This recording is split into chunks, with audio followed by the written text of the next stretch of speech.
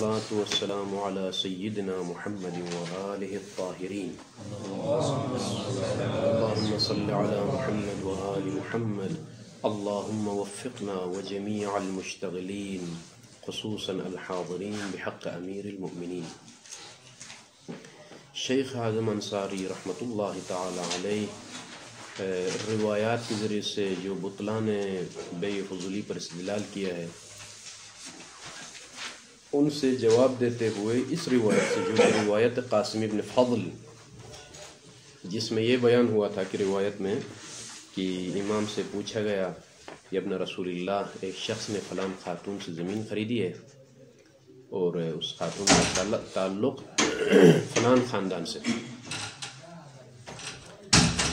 تو لیکن پیسے ابھی تک نہیں دیا ہے، صرف مکاتبہ ہوا ہے، علیکم السلام، مکاتبہ ہوا ہے ورق کے اوپر، کتب علی الورق کتاب، کہ اتنے پیسوں میں یہ معاملہ طے پا گیا ہے۔ تو آیا یہ شخص، یہ مشتری جس نے زمین خریدی ہے اس عورت سے جس کا تعلق بنو عباس سے ہے، اس کو پیسے دے دے یا نہ دے دے؟ تو امام علیہ السلام نے فرمایا تھا کہ یمنعها اشد المنع، شدت کے ساتھ منع کرے، یعنی پیسے نہ دے دے، اس کو بالکل نہ دے دے۔ تو استدلال انہوں نے، تقریب استدلال میں ہم نے یہ بیان کیا کہ بیع فضولی کے بطلان پر یہ روایت دلالت کرتی ہے، چونکہ یہ عورت مالکہ نہیں تھی اس زمین کی، ٹھیک ہے کہ نہیں، اور بنو عباس غاصبین نے زمین کو غصب کیا ہے، اور اس عورت کے پاس پتہ نہیں کس لحاظ سے انہوں نے اس عورت کی دی ہے زمین، لہذا هذه المرأة ليست مالک للارض، تو اس سے خریدنا یعنی اس کا بیع یہ فضولی ہے۔ اب پیسے عوض میں دینا یہ درست نہیں ہے، پیسے مالک کو دیے جاتے ہیں، تو فضولی بھی جو ہے مالک نہیں ہے، تصرف کر کے وہ فروخت کر رہا ہے مالک سے پوچھے بغیر، تو اس عورت کی مانند ہے وہ بھی، یہ فضولیہ، یہ خاتون، اسی طرح سے مرد اگر یہ معاملہ کرے کوئی بائع فضولی، اس طرح سے استدلال کیا۔ شیخ فرماتے ہیں کہ یہ روایت بھی بطلان فضولی پر دلالت نہیں کرتی ہے، عقد فضولی کے بطلان پر دلالت نہیں۔ لماذا یا شیخ الانصاری یقول واما روایت القاسم بن فضل فلا دلالت فیہا، اس روایت میں دلالت نہیں ہے، الا على عدم جواز اعطاء الثمن للفضولی لانه باع ما لا يملك وهذا حق لا ينافي صحة الفضولی۔ جواب بلے شیخ اعظم فرماتے ہیں کہ کس نے کہا کہ یہ روایت عقد فضولی کی بطلان پر دلالت کرتی ہے؟ روایت میں امام نے فرمایا کہ یمنعها اشد المنع، یا ابن رسول اللہ، معاملت طے پا گیا اس خاتون کے ساتھ، کتابت بھی ہو گئی ہے، ابھی پیسے دینے کی بات ہے، پیسے دے دے یا نہ دے دے یہ مشتری، امام نے فرمایا یمنعها اشد المنع، پیسے ابد نہ دے دے اس کو۔ تو یہ روایت کس بات پر دلالت کرتی ہے؟ یعنی قبض اور اقباض، دوسرے الفاظ میں علمی اصطلاح میں الروایہ ناظرہ الی التصرفات الفعلیہ، یعنی تصرفات فعلی سے کیا مراد؟ عقد انجام پانے کے بعد نقل و قبض و اقباض، مال دینا اور مال لینا، ٹھیک ہے، زمین کا لینا مثلا ہماری مثال میں، اور پیسے دینا، یہ قبض و اقباض نہ کرے ابد اس عورت کے ساتھ، وہ اصل عقد جو انجام پایا ہے وہ ٹھیک ہے، وہ عقد فضولی ٹھیک ہے، لیکن عقد فضولی کے نتیجے میں قبض اور اقباض، هذه تصرفات فعلیہ، یہ جائز نہیں ہے کہ اس عورت کو پیسے دے دے۔ بات واضح ہو گئی؟ کہتے ہیں یہ بات پھر منافی نہیں ہے ہم جو کہتے ہیں صحت فضولی کے ساتھ، ہم بھی کہتے ہیں کہ العقد الفضولی صحیح، لیکن صحیح ہونے کا نتیجہ کیا قبض اور اقباض بھی درست ہے؟ نہیں، فضولی میں یہ درست، مثلا اگر آپ جا کر میری کتاب کو یا زمین کو فروخت کرتے ہیں پوچھے بغیر، تو خود نفس عقد کا صحیح ہونا اور بات ہے، صحیح ہونے کے علاوہ بعد میں پھر جو ہے قبض اور اقباض کر رہے ہیں، لینا دینا، هذه تصرفات فعلیہ۔ یہاں ایک بحث ہے کہ الاجازت تصحح العقد فقط، اصل اولی کیا ہے؟ مالک کی جو اجازت بات میں آ رہی ہے، یہ اجازت صرف عقد کو تصحیح کرتی ہے، اما تصرفات کے جواز پر بھی وہ دلیل ہے یا نہیں ہے، خود اجازت میں یہ صلاحیت نہیں ہے، مگر یہ کہ سیاق و سباق قرینے سے سمجھ آ جائے کہ مالک اس بات پر بھی راضی ہے کہ اس کی طرف سے میں قبض و اقباض کروں، تو ٹھیک ہے۔ تو خلاصۃ الکلام، روایت فضل ابن قاسم میں لا دلالت فیہا الا عدم جواز اعطاء الثمن للفضولی، فضولی کو پیسے مت دو بھائی، اس کا مطلب تھوڑی ہے کہ خود عقد باطل ہے، یعنی تصرفات فعلی ٹھیک نہیں ہے۔ علمی اصطلاح میں جو استاد کی تعبیر ہے تعلیقہ میں میرے پاس، الرواية ناظرة الى تصرفات الفضولی، تصرفات الفضولی شیء، عقد الفضولی شیء آخر۔ والاجازہ، اور اجازت کیا کرتی ہے؟ تصحح عقد الفضولی لا تجوز تصرفات الفضولی الا اذا قامت القرینہ، هذا شیء آخر۔ بات واضح ہو گئی بات؟ خوب جی جی، هذه الرواية لا تدل على بطلان العقد بل تدل على حرمة التصرفات، القبض والإقباض جو کہ تصرف ہے، تدل على حرمة هذا الشيء۔ اس کو دوسری تعبیر میں کیا بیان کریں گے؟ الرواية ناظر الى بطلان التصرفات وليست ناظر الى عقد الفضولي حتى تكون دلیلا على بطلان بيع الفضولي۔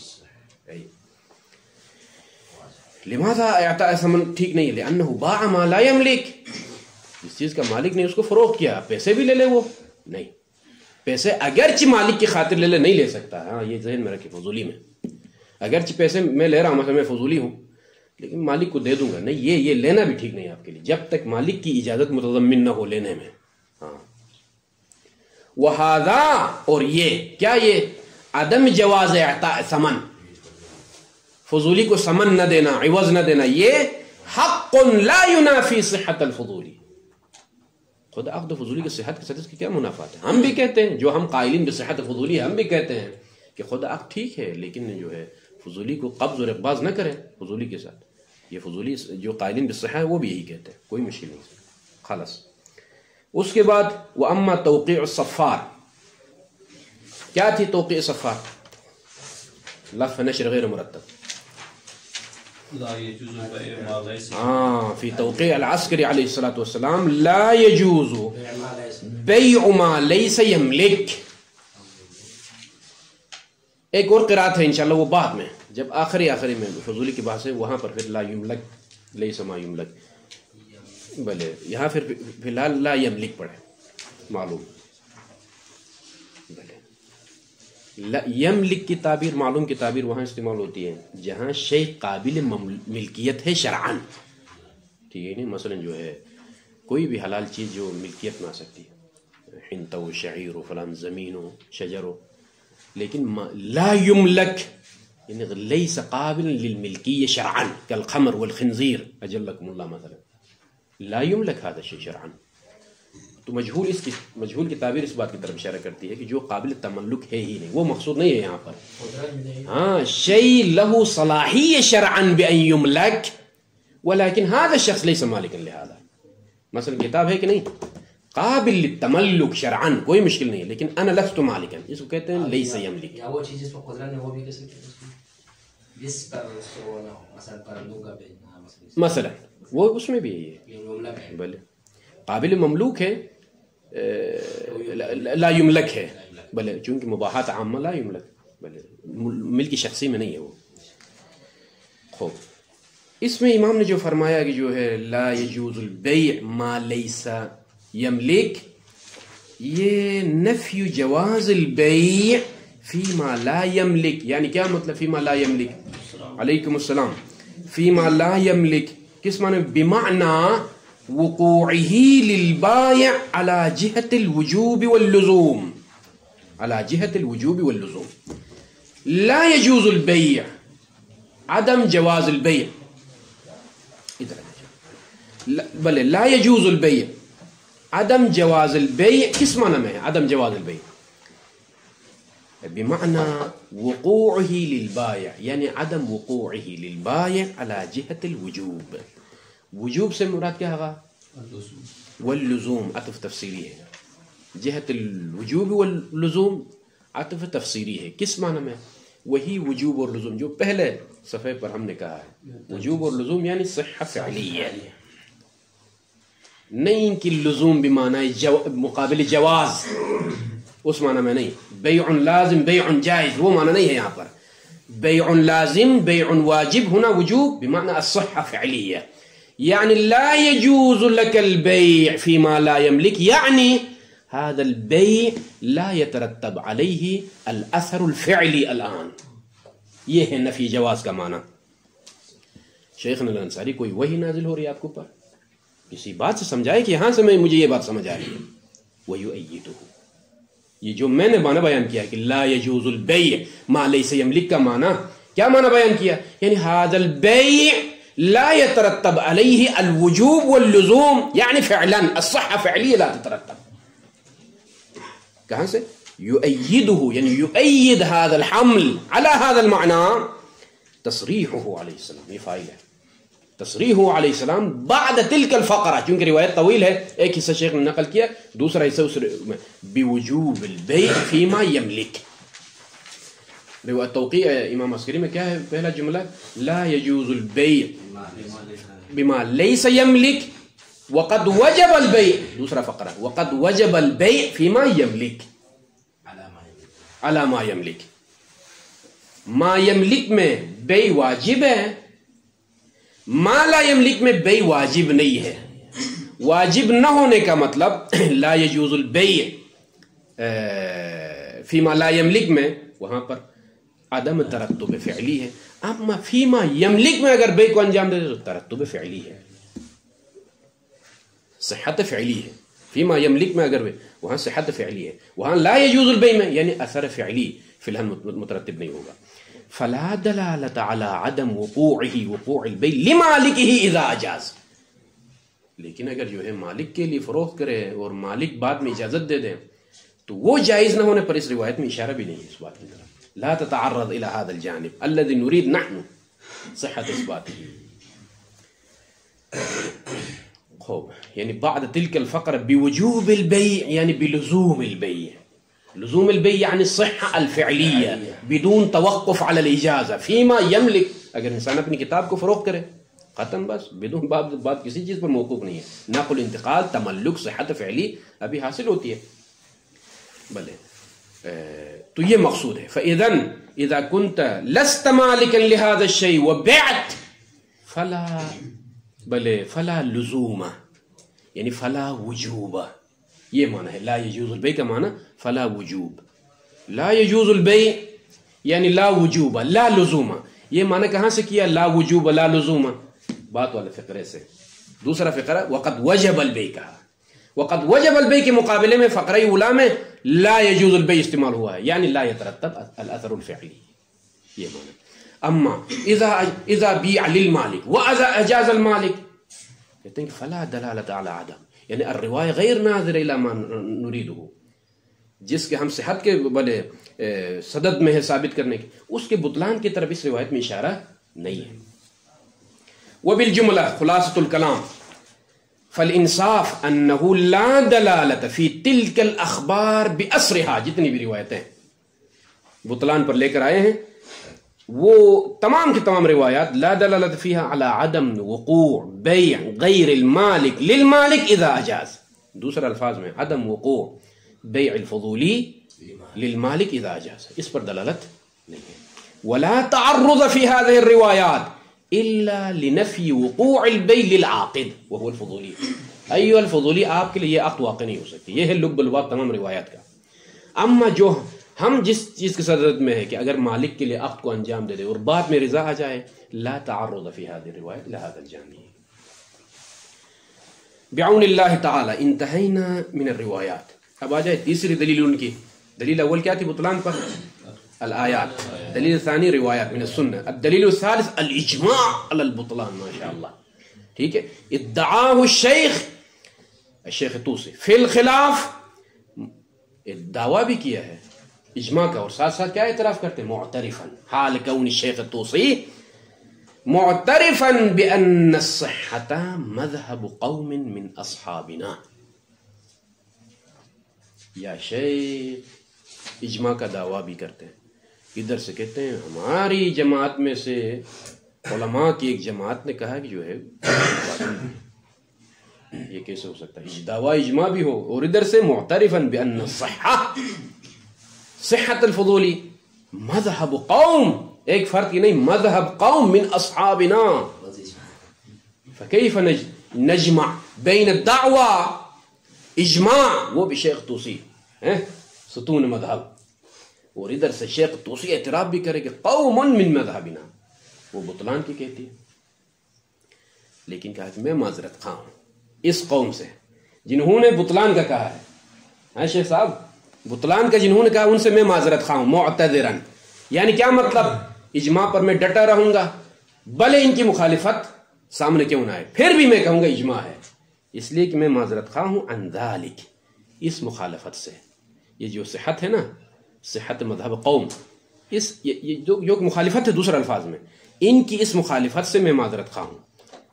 کس طرح سے معذرت کرتے ہیں؟ بعدم الاعتداد بخلافہم، ان کے اس خلاف کو میں اعتنا نہیں کرتا. عدم الاعتداد یعنی عدم الاعتنا بهذا الخلاف، دوسرے الفاظ میں یہ خلاف میرے اجماع کو نہیں توڑ سکتا. ٹھیک ہے؟ کیوں بھائی؟ جو صحت پہ دلالت کرتا ہے. ہاں، جو صحت کے بارے میں میری مخالف، میں کہتا ہوں کہ باطل ہے، سامنے سے 5-6 افراد آئے وہ مذہب قومنا، انہوں نے کہا کہ باطل، مخالفت سامنے آ گئی کہ نہیں؟ کہتے ہیں کہ پھر بھی میں اجماع پر ہوں. نہ کہیں کہ بھئی ایک قوم مخالفت کر رہی ہے آپ کی، اس کے باوجود دعویٰ اجماع، اعتذر، میں آپ کی مخالفت کو میں قبول نہیں کرتا، میں معذرت خواہ ہوں بھائی. یہ قوم جو ہے صحت پہ دلالت ہاں صحت، مخالفت صحت کی صورت میں کر رہے ہیں، وہ کہہ رہے ہیں صحیح ہے، میں کہتا ہوں باطل ہے. ایک فرق تو پوری قوم میں پھر وہ اجماع ٹوٹتا نہیں. یہی تو مسئلہ ہے، یہی تو بات ہے محترم، سنیے نا ابھی، یہی تو بات ہے. معترفا بأن صح مذهب قوم من اصحابنا معتذرا عن ذلك عن هذا الخلاف لهذا القوم، اس سے بعدم الاعتداد، میں شمار نہیں کرتا ہوں اس خلاف کو، بخلافیم کو. کیوں شمار نہیں کرتا؟ یہ ذہن میں رکھیے، ادھر شیخ نے اشارہ نہیں کیا ہے، یہاں بات رک جائے گی. یہاں وادعاه ابن زہرہ ایضا فی الغنیہ، ابن زہرہ نے بھی دعوی اجماع کیا ہے، کس بات پر؟ صحت پر، صحت الفضولی، نہ فقط شیخ طوسی، ابن زہرہ بھی. ودع الحلی، بھلے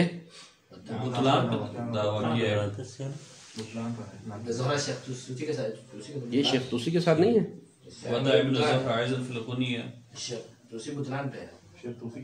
اسی بھی پہلے بطلان میں، پھر جو کہہ رہا ہے کہ ہماری قوم نے جو ہے صحت پہ دلالت. بھلے احسن تو بھلے. وادعاه ابن زہرہ ایضا فی الغنیہ، یعنی کیا کہہ رہے ہیں آپ لوگ؟ ادعاه اجماع علی البطلان، یعنی صحت کا، بھلے اجماع علی البطلان کا شیخ طوسی کے ساتھ. خوب ہے، بھلے. ودع الحلی فی باب المضاربہ عدم الخلاف فی بطلان شراء الغاصب اذا اشترى بعین المقصود. لیکن حلی نے، حلی سے کیا مراد ہے؟ ودع الحلی، ابن ادریس حلی نے فی باب مضاربہ میں، کتاب مضاربہ میں، عدم الخلاف فی بطلان شراء الغاصب، غاصب کا خریدنا، کب؟ اذا اشترى بعین المقصود، خود عین مقصود سے نہیں. ایک ہے عین کلی، ایک ہے عین خارجی. یہاں اس بات میں عین کلی میں مشکل نہیں ہے، مشکل عین المقصود، نفس اسی مقصود سے خریدے جو کہ جزئی ہے، وہاں مشکل ہے فقہاء کے پاس. اور وہ بھی شراء غاصب کہا. اس شراء کی عنوان کو آپ الغا کریں، یعنی عقد غاصب، چاہے وہ شراء کی صورت میں ہو یا بیع کی صورت میں ہو. اگرچہ ہم بیع فضولی کہتے ہیں، ممکن ہے شراء فضولی بھی ہو. ٹھیک ہے کہ نہیں؟ تو ان عناوین کو حذف کر کے شراء فضولی کے ساتھ خاص نہیں صرف یہ معاملہ، تو یہ کہتے ہیں کہ بطلان فضولی پر اجماع کا دعویٰ کیا ہے. خوب، اب آ جائیں، یہ نقطہ میں بیان کروں گا. شیخ طوسی کہتے ہیں خلاف کا میں اعتنا نہیں کرتا. سید مرتضیٰ کا مسلک اجماع میں اور شیخ طوسی کا مسلک، یہ اصول میں مشہور ہے، دو مسلک. مسلک شیخ طوسی کہتے ہیں کہ اگر فرض کیجئے 1400 ہجری میں فقہاء نے اجماع قائم کیا ہے ایک مسئلے پر، آج 1442 ہجری میں وہ سارے فقہاء جو اس زمانے میں دعویٰ اجماع کرتے تھے مثلا ختم ہو گئے، انتقال ہو گیا سب کا. ابھی جو ہے میدان میں جو ہے 1442 ہجری میں ماشاءاللہ سے فقہاء نے دعویٰ اجماع کے ایک مسئلے میں، وہ اجماع جو گزر گئے فقہاء وہ مخالف اجماع تھا اس اجماع کے جو ابھی قائم ہوا ہے. کہتے ہیں کہ انقراض عصر المجمعین اجماع کرنے والوں کا زمانہ گزرنے کے بعد پھر وہ معنی نہیں بن سکتا ہے احیاء کے اجماع کے لیے. بات واضح ہو گئی. شیخ طوسی کہتے ہیں انا ادعی بطلان عقد الفضولی، اور جس جماعت نے بطلان صحت کا دعویٰ کیا ہے جو کہ ہماری مخالفت میں، اس کا میں معذرت خواہ ہوں، اس لیے کہ انقضا عصرہم، مجھ سے پہلے تھے وہ، ان کا زمانہ گزر گیا. انقراض عصر کی وجہ سے وہ اجماع ابھی زندہ نہیں ہے، اجماع بھی مر گیا ہے. جب وہ اجماع بھی ان کے ساتھ قبر میں گیا ہے تو پھر میدان میں ہوں اور میرا اجماع ہے، پھر وہ اجماع میرے مقابلے میں نہیں آ سکتا ہے. یہ مبنی اصولی ان کا. سید مرتضیٰ کیا کہتے ہیں؟ زندہ ہی کیوں نہ ہو، ٹھیک ہے، اگر مخالفت کرنے والا معلوم النسب ہے اجماع کے لیے خطرہ نہیں ہو سکتا ہے. سمجھ رہے؟ معلوم النسب اور مجہول النسب. مثلا اس دور میں اجماع قائم ہوا کہ مثلا فلان کام حرام ہے یا فلان کام واجب ہے، لیکن مخالفت میں فقہاء اربعہ میں سے حوزہ نجف کے حد تک مثلا فرضی انہی 4 میں سے ایک میدان میں گیا. نہیں، ایسا نہیں ہے. اور وہ مخالفت کرنے والا 4 میں سے ایک ہے، آپ کو پتہ ہے کہ ان میں سے ایک ہے، ٹھیک ہے. تو یہ تقریب ذہن کے لیے مثال ہے، ممکن ہے کچھ پہلو میں کمزوری ہو میں اس مثال میں. تو کہتے ہیں سید مرتضیٰ کیا کہتے ہیں؟ هذا الخلاف من المرجع الفلانی من الشیخین او من السیدین لا يضر لهذا الاجماع، اس اجماع کے لیے مضر نہیں. کیوں؟ لانه معلوم النسب، مخالفت کرنے والا کون ہے مجھے پتہ ہے، وہ سماعت الشیخ ہو سکتا ہے یا سماعت السید ہو سکتا ہے، ٹھیک ہے کہ نہیں. اور وہ معصوم تو نہیں ہے، وہ معصوم تو نہیں ہے، لہٰذا میرے اجماع کے لیے مضر نہیں ہے. ہاں مخالفت سامنے آ گئی ہے، فقہا بہت زیادہ ہیں، 60-70 فقہا جس زمانے میں نجف میں، ایک کی مخالفت سامنے آ گئی ہے، لیکن نہیں معلوم مخالفت کرنے والا کون ہے. یہاں رکنا پڑے گا آپ کو. مجہول النسب ہو تو یہاں رکنا پڑے گا، یہ دعویٰ اجماع نہیں کر سکتے، اس لیے کہ مخالفت کرنے والا ممکن ہے قول امام اسی میں. سمجھ آ رہی بات؟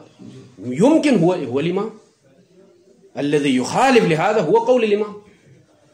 فاذا سيد مرتضى نتوقف هنا.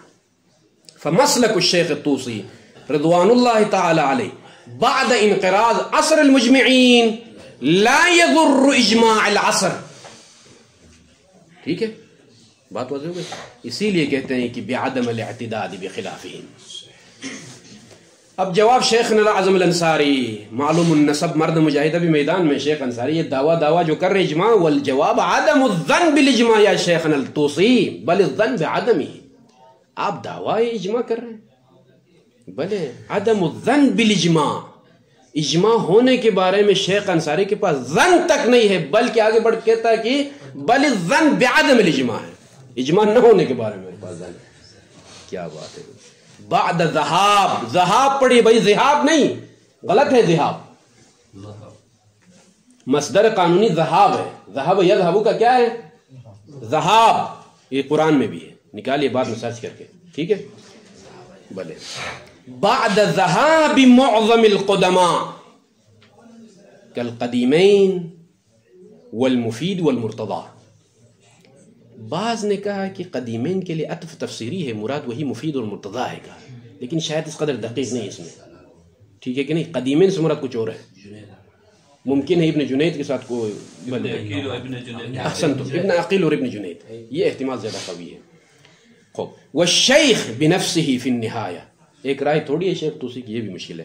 التی ہی آخر مصنفاتہ علی ما قیل واتباعہم، یہ سارے علماء اور ان کے اتباع علی الصحہ، صحت پر ہیں بھائی یہ سارے علماء.